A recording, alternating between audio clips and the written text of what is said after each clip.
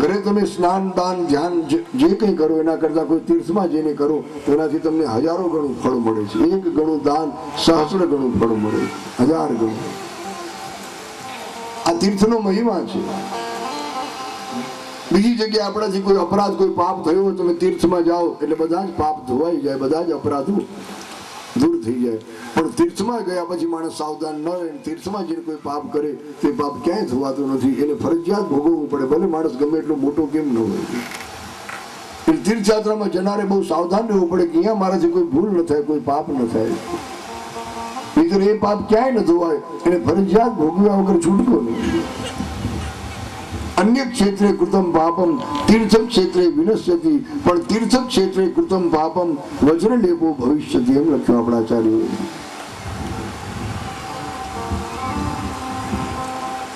મનુષ્ય આ રીતે ભગવાન શિવના તીર્થમાં જઈ શિવલિંગનું દર્શન પૂજન જે થાય કરવું પડે. એક એક નદીઓના કિનારે ભગવાન શિવના લિંગો છે. સરસ્વતી નદી બહુ પવિત્ર ગણાય છે. એ અષ્ટમુખી છે, 8 મુખ છે સરસ્વતી નદી. જ્યાંથી પ્રગટ થાય ને, જ્યાંથી નીકળે એને મુખ કહેવાય. ગંગાજી જ્યાંથી ઉતરે એ ગંગોત્રી કહેવાય, અને એનાથી આગળ તમે જાઓ એટલે ગંગાનું મુખ છે ગૌમુખ. તો જે સરસ્વતી નદી આપણી એ 8 મુખવાળી છે, અષ્ટમુખી છે. એટલે સમજનાર જ્ઞાની ભાઈઓ બહેનો એ સરસ્વતીના કિનારે જઈ તમે સિદ્ધપુર પાસે જાઓ, આપણા ગુજરાતની ભૂમિ સિદ્ધપુર, ત્યાં સરસ્વતી નદી છે. પ્રયાગરાજમાં પણ સરસ્વતી આમ પાતાળમાંથી ગુપ્ત રૂપે ગંગા અને યમુના સાથે મળ્યા છે. ત્રિવેણીનો સંગમ ત્યાં થયો છે. એના કિનારે માણસે ત્યાં નિવાસ કરી જેટલા થાય એટલા ભગવાન શિવના જપ તપ પૂજન કરવું જોઈએ. એનાથી બ્રહ્મપદની પ્રાપ્તિ થાય છે. ભારતની મહાનદી ગંગા એ સતમુખી કહેવાય, 100 મુખવાળી છે આ ગંગા, સૌથી મહાન ગંગા. અને ગંગાને કિનારે તો ભગવાન શિવના કેટલા બધા તીર્થો છે. કાશી નગરી છે આખી, કાશી વારાણસી, કાશી એ ગંગાના કિનારે છે. હરિદ્વાર જાઓ ગંગાનો કિનારો છે, ઋષિકેશ જાઓ ગંગાનો કિનારો છે, અલ્હાબાદ જાઓ તમે પ્રયાગરાજ ત્યાં પણ ગંગા છે, અને કલકત્તા જાઓ ત્યાં પણ ગંગા છે, જેને હુગલી કહેવાય છે. નામ બદલી નાખ્યું ત્યાંના લોકોએ. પણ ગંગાના કિનારે આવા અનેક શિવના આખા આખા નગરો છે, તીર્થો છે. ત્યાંની યાત્રા કરવી જોઈએ. 10 મુખવાળી સોણભદ્રા નદી છે, 24 મુખવાળી નર્મદા નદી છે. જો નર્મદા નદીના કિનારે પણ ભગવાન શિવના અનેક મંદિરો છે. નર્મદાના તો પથ્થર એવા શિવલિંગ જેવા નીકળે છે, જેને નર્મદેશ્વર મહાદેવ કહેવાય. એ 24 મુખવાળી છે નર્મદા. 27 મુખવાળી કાવેરી નદી જે દક્ષિણ ભારતમાં વહી રહી છે. યમરાજાની બેન યમુના એ પણ એક દિવ્ય નદી છે આપણા ભારતની.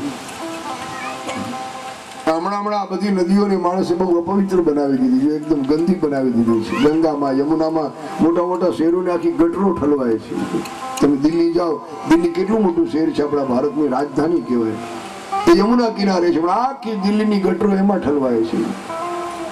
તમે કાશી જાઓ, કાનપુર જાઓ, ત્યાં ગંગા નદી વહે છે, પણ એ કાશી કાનપુરા એના બધી જ મોટી મોટી ફેક્ટરીઓનો કચરો ગટરો બધું એમાં ઠલવાય છે.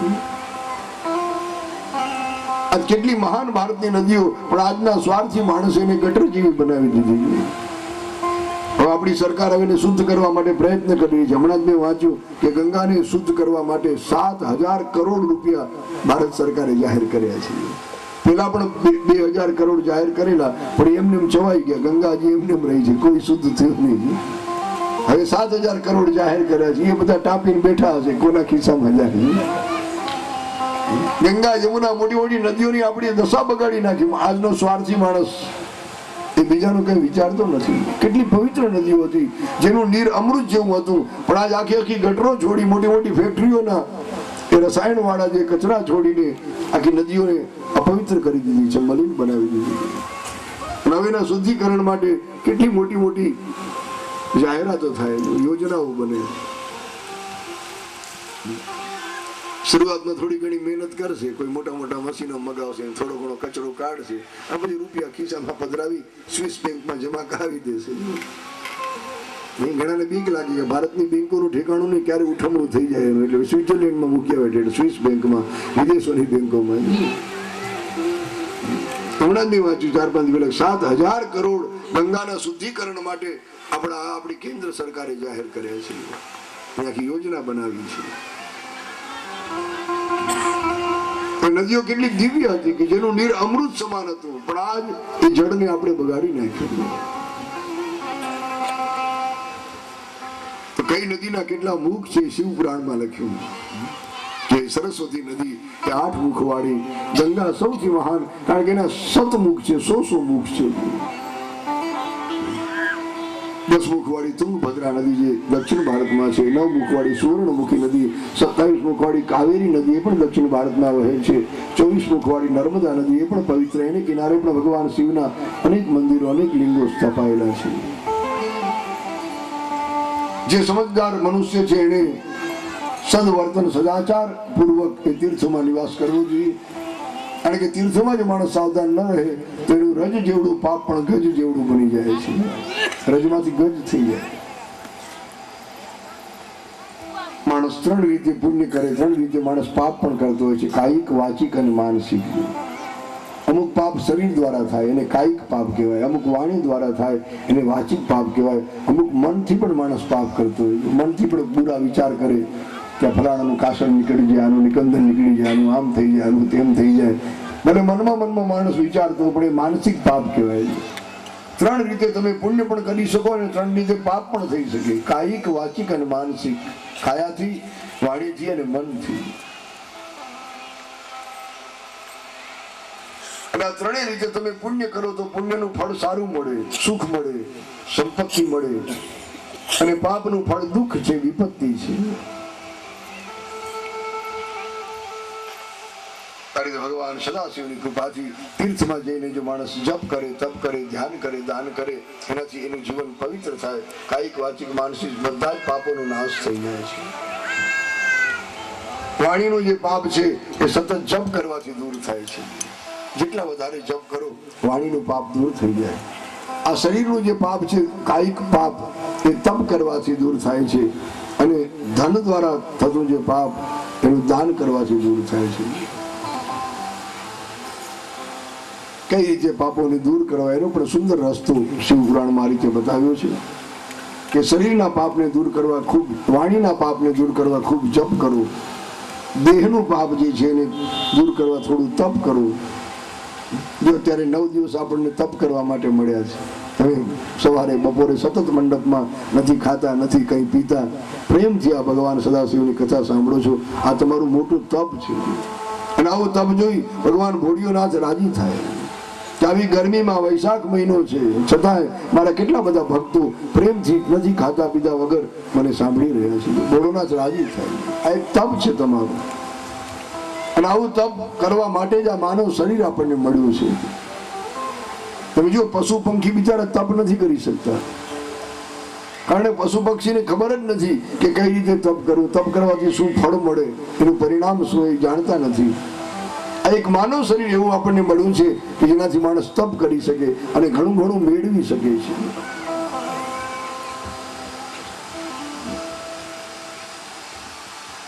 આ રીતે પુણ્ય અને પાપ એના 3 ભાગ બનાવ્યા છે, 3 વિભાગ પાડ્યા છે, એક બીજરૂપી અંશ, બીજો વૃદ્ધિ પામતો અંશ અને ત્રીજો ભોગ અંશ।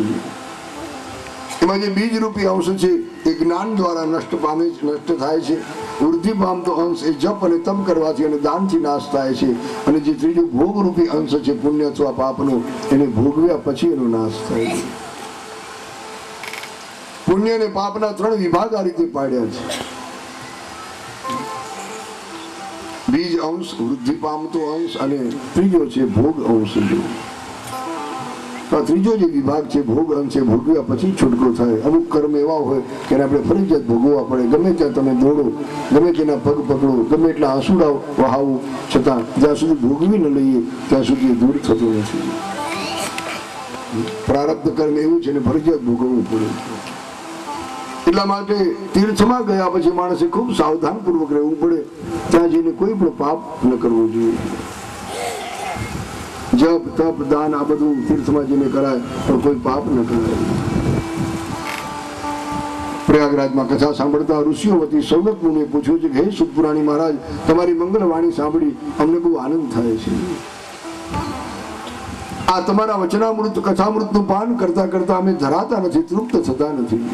જેમ દેવતાઓ હંમેશા અમૃત પાન કરે છતાં ક્યારે ધરાતા નથી, એમ હે શુદ્ધ પુરાણી અમે આપના વચન રૂપી અમૃતનું પાન કરીએ છીએ છતાં અમને તૃપ્તિ થતી નથી. કૃપા કરી વધારે આગળની કથા સંભળાવો. સદાચાર કોને કહેવાય એનું થોડું વર્ણન કરો. સદાચારમ શ્રાવયાસુ યેન લોકાન જયેત બુધઃ ધર્મ અધર્મ મયાન બ્રૂહિ સ્વર્ગ નારકદાંશ તથા. હે પુરાણી મહારાજ, દયા કરી અમારા ઉપર સદાચારનું થોડું વર્ણન કરો કે સદાચાર કોને કહેવાય, સદાચાર થી માણસને શું શું મળે છે, ધર્મ શું અધર્મ શું. ધર્મ કર્મ કરવાથી માણસને સ્વર્ગની પ્રાપ્તિ થાય, અધર્મ અનીતિ કરવાથી માણસને નરકની પ્રાપ્તિ થાય. સીધા સદાચારનું થોડું વર્ણન કરું. સુપુરાણી રાજી થયા છે કે હે સજ્જનો, હે ભક્તજનો, તમે પ્રેમથી સાંભળો. આપણા શાસ્ત્રોમાં લખ્યું છે કે આચાર પરમો ધર્મ અને આચાર પ્રથમો ધર્મ. સદાચાર એ પ્રથમ ધર્મ છે અને સૌથી શ્રેષ્ઠ ધર્મ છે. આ ધર્મની વ્યાખ્યા બતાવી. ધર્મ એટલે શું? તો કે આચાર પ્રથમો ધર્મ. સદાચારી બન્યા. આજની દુનિયામાં આવું બધું બહુ ચાલ્યું છે. અત્યાચાર, દુરાચાર, વ્યભિચાર, ભ્રષ્ટાચાર. અને એટલે જ આજના જગતમાં કુદરતના કોપ પણ ઘણા વધી ગયા. જો ક્યાંક વાવાઝોડા આવે, ક્યાંક ધરતીકંપ થાય, ક્યાંક દરિયાલાલ કોપે, સુનામીનો પ્રકોપ. હમણાં જો જાપાનને આખું રગદોડી નાખ્યું. કેટલી પ્રચંડ તાકાત છે ઈશ્વરની. તમે જુઓ કુદરત પાસે માણસ કેટલો વામણો છે, નાનો છે. જાપાન એટલે નંબર 1 કહેવાય. અમેરિકા પછીનો નંબર આવે. કેટલું આમ વૈજ્ઞાનિક, કેટલી સમૃદ્ધિ. પણ ત્યાં ધરતીકંપ પણ આવ્યો અને દરિયાલાલે કોપ્યા, સુનામીનો પ્રકોપ થયો. આપણે પણ થોડા વર્ષો પહેલા ધરતીકંપ, વાવાઝોડું આ બધાનો અનુભવ કરીને બેઠા છીએ. આ બધા કુદરતી કોપ એટલા માટે થાય ત્યારે માણસ આચાર છોડી દે. સદાચારી બનવાને બદલે માણસ જયારે દુરાચારી, અત્યાચારી, વ્યભિચારી બની જાય પછી કુદરતથી લાકડી લઈને મારવા ના આવે આપણને. ક્યારેક ધરતીને આજ્ઞા કરે, માંડે ધરતી કાપવા. અને આપણે જોયું 2001માં 26મી જાન્યુઆરીનો દિવસ કે ખાલી મિનિટ, 1.5 મિનિટ, અડધી મિનિટ કંઈક એક ધરતીકંપ રહ્યો હશે પણ કેવી હાનિ થઈ ગયો. મોટા મોટા બંગલા ઢાળી નાખ્યા. જે બંગલા બનાવતા વર્ષ 2 વર્ષ નીકળી જાય પણ એને પાડતા જરાય વાર ન લાગે. જે શરીરને મોટું થતા કેટલા વર્ષો લાગે પણ કેટલાયના પ્રાણ, કેટલાયના જાન ગયા ધરતીકંપમાં. કેટલાયના બિચારના હાથ પગ કપાઈ ગયા. જો હજી કેટલા બિચારા હાથ પગ વગરના બનીને બેઠા છે. કેટલાય પોતાના સ્વજનો ગુમાવ્યા. આ બધા કુદરતી કોપ કહેવાય. આ માનવ સર્જિત નથી, કુદરતી કોપ છે. અને આવા કુદરતી કોપ આજે વધવા લાગ્યા છે. એક જ કારણ કે માણસ આચરણ ચૂકી ગયો. સદાચારી બનવાને બદલે ભ્રષ્ટાચારી બન્યો, અત્યાચારી બન્યો, દુરાચારી બન્યો. એટલે ભગવાન ક્યારેક આ રીતે આંખ લાલ કરે છે. ક્યારેક ધરતીને કહે કે માંડો ધ્રુજવા, માંડે ધરતી ધ્રુજવા. ક્યારેક વાયુદેવને કહે કે હે પવનદેવ, તમે જોરથી વાવાઝોડા રૂપે લોકોને બસ પાડી દો. ક્યારેક દરિયાલાલને ઈશ્વર આજ્ઞા કરે કે હે દરિયાલાલ, તમે તમારા મોજા ખૂબ ઉછાળો. અને કેટલા કેટલા મોજા ઉછળ્યા. એ જાપાન વખતે જોયું ટીવીમાં કે મોટી મોટી ટ્રેનો તણાઈ ગઈ. 3-4 તો ટ્રેનો ગાયબ થઈ ગઈ. મોટી મોટી મોટરો જેમ હોડી તરે એ મોટરો પાણીમાં તણાણી છે. આખી આખી બિલ્ડિંગો અંદર ગરકાવ થઈ ગઈ. કુદરતી પ્રચંડ તાકાત પાસે માણસની તાકાત તો બહુ નાની ગણાય ભાઈ. આપણી પાસે ગમે એટલા યંત્ર હોય, ગમે એટલી ટેકનિકલ વિજ્ઞાન હોય, પણ વિજ્ઞાન ઘણું વામણું બને છે કુદરત પાસે. કુદરતની શક્તિ પાસે કોઈનું કાંઈ 1% ભાર ઉપજે નહીં. એટલે મિથ્યા ગર્વ ન કરતા જેમ બને એમ સદાચારી બનીને જીવશું તો જીવનમાં ઘણો આનંદ થશે. આચાર એ પ્રથમ ધર્મ છે, પરમ ધર્મ છે. એનાથી શું મળે? દેવી ભાગવતમાં લખ્યું છે કે આચારા લભતે આયુ, આચારા લભતે પ્રજા, આચારા અક્ષયમ અન્નમ, આચારો હમતી પાતકમ. જે માણસ સદાચારી બનશે કોઈ ભાઈ બહેન તો એનું આયુષ્ય વધશે. આ પહેલો લાભ બતાવ્યો છે. સદાચારી બનવાથી, આચારનું પાલન કરવાથી માણસને ઘણું સુખ મળશે, એની સમૃદ્ધિ વધશે, ધન ધાન્યથી એની કોઠીઓ ભરાઈ જશે. અને સદાચારી જો માણસ બનશે તો બધા જ પાપોનો નાશ થશે. એટલે જેમ બને એમ જીવનને સદાચારી બનાવવું. આખો સદાચારનો અધ્યાય શિવ પુરાણમાં લખ્યો છે કે માણસે ભગવાન ઈશ્વરે 4 વર્ણની વ્યવસ્થા કરી છે. બ્રાહ્મણ, ક્ષત્રિય, વૈશ્ય અને શૂદ્ર 4 વર્ણો બનાવ્યા ઈશ્વરે. કેટલાક એમ કહે કે આ બધા વર્ણની વ્યવસ્થા બ્રાહ્મણો ઊભી કરી, પણ બ્રાહ્મણો ઊભી નથી કરી. ગીતાજીમાં તમે વાંચો ને તો ગીતાજીના 4થા અધ્યાયમાં ભગવાન બોલ્યા છે, યોગેશ્વર કૃષ્ણ કે અર્જુન, ચાતુર્વર્ણ્યમ મયા સૃષ્ટમ ગુણ કર્મ વિભાગસઃ તસ્ય કર્તારમ વિદ્ય કર્તારમ અવ્યયમ. 4 વર્ણની વ્યવસ્થા ભગવાન કે મેં કરી છે ગુણ અને કર્મના આધારે. જે વ્યક્તિના જેવા ગુણ જેવું કર્મના આધારે 4 વર્ણની વ્યવસ્થા ભગવાન કે મેં કરી છે. એ જ ભગવાને ગીતાના 18મા અધ્યાયમાં 4 વર્ણના કર્મ પણ બતાવ્યા છે. ગીતાનો 18મો અધ્યાય જેને મોક્ષ સંન્યાસ યોગ કહેવાય છે. સમોદમઃ તપસ્સૌચમ શાંતિરાર્જવમેવ ચ જ્ઞાન વિજ્ઞાન માસ્તિક્યમ બ્રહ્મ કર્મ સ્વભાવજમ. આ એક શ્લોકમાં બ્રાહ્મણના કર્મ બતાવ્યા, 9 કર્મ. ત્યાર પછી ક્ષત્રિયના 6 કર્મ બતાવ્યા, શૌર્યમ તેજો ધૃતિર્દાક્ષ્યમ યુદ્ધે ચાપ્ય પલાયનમ દાનમ ઈશ્વર ભાવશ્ચ ક્ષાત્રમ કર્મ સ્વભાવજમ. વૈશ્યના 3 કર્મ બતાવ્યા, ખેતી કરવી, વેપાર કરવો અને ગાયોનું પાલન, ગૌ સેવા કરવી. આ વૈશ્યના કર્મ છે. કૃષિ ગૌરક્ષ વાણિજ્યમ વૈશ્ય કર્મ સ્વભાવજમ. અને 4થો વર્ગ જે શૂદ્ર કહેવાય એનું એક જ કર્મ કે 3 વર્ણની તમે ખૂબ દિલથી સેવા કરો. સેવા એ તમારું કર્મ, સેવા એ તમારો ધર્મ, સેવા એ તમારું તપ છે. પરિચર્યાત્મકમ કર્મ શૂદ્રસ્યાપી સ્વભાવજમ. તો 4 વર્ણની આખી વ્યવસ્થા પ્રાચીન ભારતમાં હતી, પણ આજ કળિયુગ છે, ધીમે ધીમે આખી વર્ણની વ્યવસ્થા આપણે છિન્ન ભિન્ન કરી નાખી, ઉથલાવી નાખી.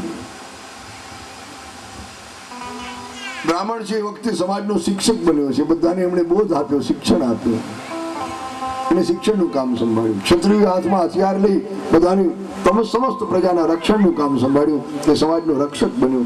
વૈશ્ય છે એ પોષક બન્યો, એને પોષણનું કામ સંભાળ્યું. અને 4થા વર્ગ શૂદ્રે બધાની સેવાનું કામ માથે લીધું છે કે અમે 3 વર્ણની સેવા કરશું. એ સેવક બન્યો. તો એક શિક્ષક, બીજો રક્ષક, ત્રીજો પોષક અને 4થો સેવક બન્યો. આજે આખી વ્યવસ્થા આપણે ઊંધી કરી નાખી. જે શિક્ષક હતા એ સેવક બની ગયા, જે સેવક હતા એ શિક્ષક બની ગયા. આ છે કળિયુગ. આખી વ્યવસ્થા ઊંધી કરી નાખી, મૂળથી ઉથલાવી નાખી, ધર્મૂળથી. શિવપુરાણમાં સુતપુરાણી મહારાજ કહે, બ્રાહ્મણના પણ 4 વિભાગ કર્યા છે. જે વેદને જાણે, વેદાચાર પ્રમાણે જે જીવે એ જ સાચો બ્રાહ્મણ છે. વેદને, શાસ્ત્રોને, પુરાણોને જે જાણતો નથી એ બધા દ્વિજ કહેવાય છે. જે રાજાની સેવા ચાકરી કરે એ બ્રાહ્મણને ક્ષત્રિય બ્રાહ્મણ કહેવાય છે. જે બ્રાહ્મણ ખેતી કરે, વેપાર કરે એ વૈશ્ય બ્રાહ્મણ કહેવાય છે. અને જે હીન વર્ણના લોકોની નોકરી ચાકરી કરે એને શૂદ્ર બ્રાહ્મણ કહેવાય છે. પ્રજાનું અને પૃથ્વીનું પ્રેમથી પાલન કરે એને રાજા કહેવાય. બીજા બધાને ક્ષત્રિય કહેવાય છે. જે ધનધાન્યનો વેપાર કરે એને વૈશ્ય કહેવાય, બાકી બધાને વણિક કહેવાય છે. અને 3 વર્ણોની સેવા કરે એને શૂદ્ર કહેવાય. તો આ વર્ણ વ્યવસ્થા બહુ પ્રાચીન કાળની હતી. પણ આજ તમે વર્ણની વાતો કરો, લોકો આપણને ગાંડા ગણે કે આવા સમયમાં તમે વર્ણની વાતો લઈને બેઠા.